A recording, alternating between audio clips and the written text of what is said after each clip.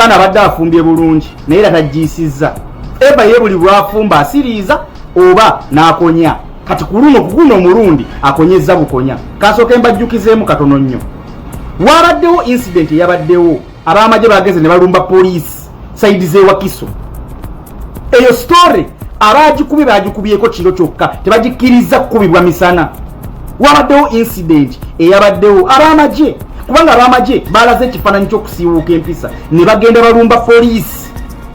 ne basasira amasasi kugamba kyalaze ekifaananyi kitabadde kirungi nnyo so ab'amagye abo bageze ne balumba poliisi saidi z'ewakiso eyo ebyo mwabirabye katubiteeke ku bbali ekyokubiri intention z'omuntu yeesibyeko bomu ng'ayagala kwetulisa zibeera ki soka weebuuza ekibuuzo nti omuntu akeera ku makya n'ayambala bomu agenda agyesibe katulike intention ze kikyaba ayagala okwakiivingamu ekyo aba ayagala genda tulikira mu masaŋŋanzira kyemwagala okutugamba omuntu n'akeera ku makya neyeesibako bomu mumutulaze nti mukyala era n'avaayo gy'avudde era mutulaze nti musiraamu oba agambye allahu akibaru ngenze kutulika n'abakafiiri n'ajja n'atulikira mu masaŋŋanzira kale singa oŋŋamba nti wabaddewo ebyo ebitongole by'okwerinda bazze bamugoba bazze bamulinnya akagere n'asalawo yeetulise ekyo nsobola okkiwulira naye temukyogedde mukireseeyo temunnakinyegako nti atugudde mu lukwe omukyalo ono tumuguddemu olukwe ng'agenda kwetulisaako bomu ne tujja nga tumugoberera bw'atuusaawo ne yeetulisa ekyo temukyogedde waliwo ebitongole nga bomb squad bano aba forensics n'ebirala bizibiti storage kiki abo tebazze ku ssiini musibyewo busibi ekyo nekiggwa aba forensics tetubalabye n'ebyo ebitongole byonna bya bomb squad tebirabiseeko bwe mumaliriza amangu ago ne mugenda ne mukola postmortem ku mulambo ku supiri ekika ekyawaggulu ne muzuula nti omukyala y'ono amannya ge gano ava mu ADF ali bwati ne bwati ku mangu ku supiri ey'ekika ekyawaggulu nga mumaze okufulumya details z'omugenzi temuwadde n'abantu lukusa kulinda kumanya nti ono afudde yaani abadde ava awani amuvunanyizibwako ne mugamba afudde mukyala bwati wa myaka bwegiti wa ADF ne muteekawo mulaba ndowooza bana basajja be basiriiza obusiriiza tebafumba kujjiisa ekyo ng'okitadde ku bbali sinnagenda ku vidiyo sinnagenda kukatambi nkyagenda mu bino ebisookerwako ebitonotono nti nkulaga nti Museveni buli lwafumba tajjiisa okitegeera naye kangende ku vidiyo mukatambi ako kakulaga nga omusajja wa SFC wavudde n'asala ekkubo n'agenda eri wavuddewo wa jampa abadde mu jampa ya black n'adduka sigamba nti abadde akola dduyiro kubanga singa abadde akola dduyiro twalirabye nga tavudde wano saidi bomu weetulikidde naye omusajja agenza adduka nga kiraga nti alina kyamanyi kikyebalesaawo ekyokubiri abakugu mu kunoonyereza ku bintu bya bomu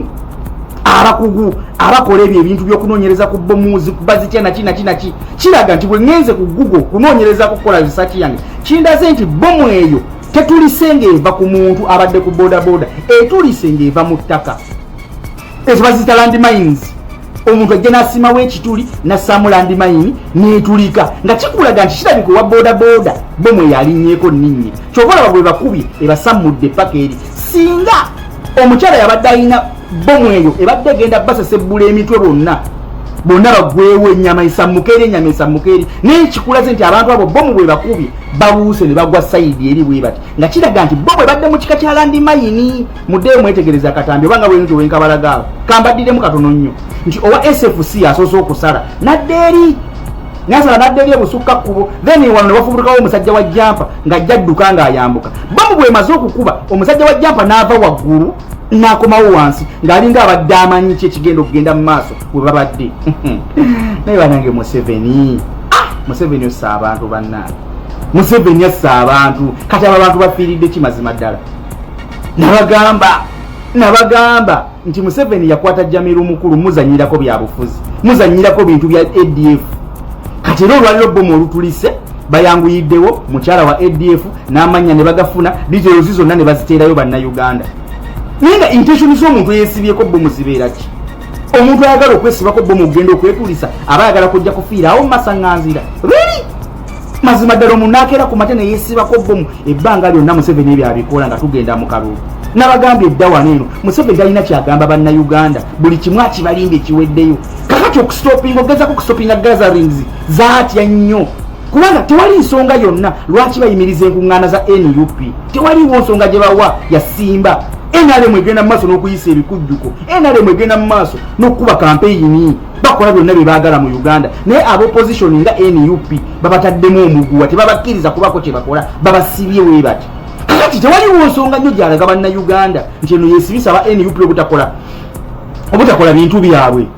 Okitegeera, obutagenda mu maaso na nkwenyigira mu kuparticipatinga mu bintu byabwe nga party. Kakati atandise okuleetawo ekya ADF yasoose kuzza Jamiru Mukulu oluvannyuma lw'emyaka 5 ng'omusajja tamuwozesa tamuleeta mu kkooti yakaddamu okumuleeta amuwozese.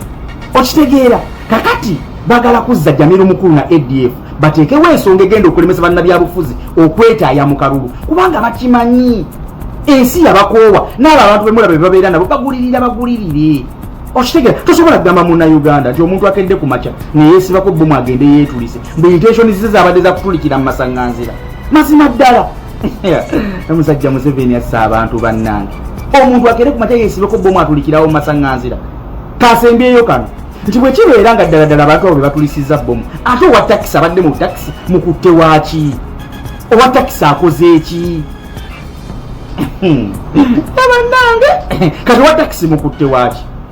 Owa taxi kubanga be bamu kubabaddewo balabye ekigenze mu maaso ne bbomu wawe evudde n'etulika kubanga bo bamanyi amazima. Kati owa taxi mukutte waaki? Bugenda keera ku makya either nga mumusibye oba nga mumuwadde ssente asirike.